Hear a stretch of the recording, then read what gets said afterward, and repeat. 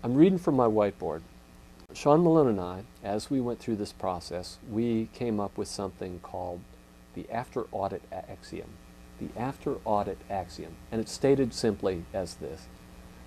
There are some emails that cannot be analyzed for retention on the front end.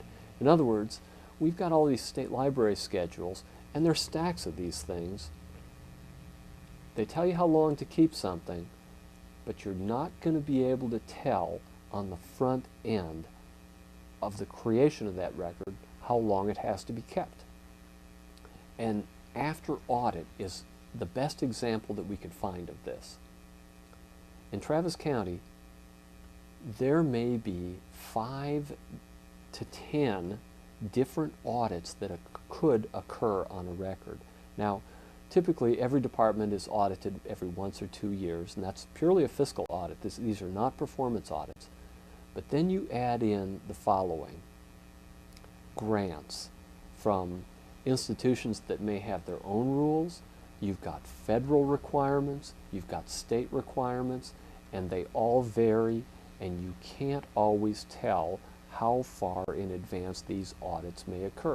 Add to this even more complicating a factor. Let's say that you have a very long project, or a project of medium length, let's say 10 years.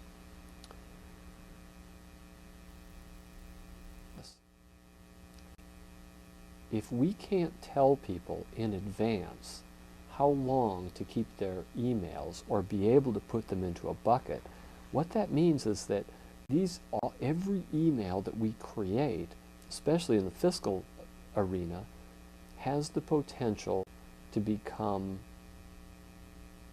activated again, or at the very least, it's going to have to be reviewed in the future to determine that this audit cycle has been complete. That means that you're going to have knowledge of the audit cycle.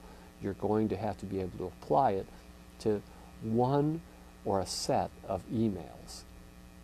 So what that led us to is the idea of, I have one fellow county employee who has 30,000 emails in their system, and you're going to be hearing about the haystack approach. He's a proponent of the haystack approach. He doesn't have these emails categorized or in a file cabinet or by project name necessarily. And how in the world are we going to go through those emails and figure out what he's got, that they're fiscal records, and that audits have been complete on these particular projects that he's working on?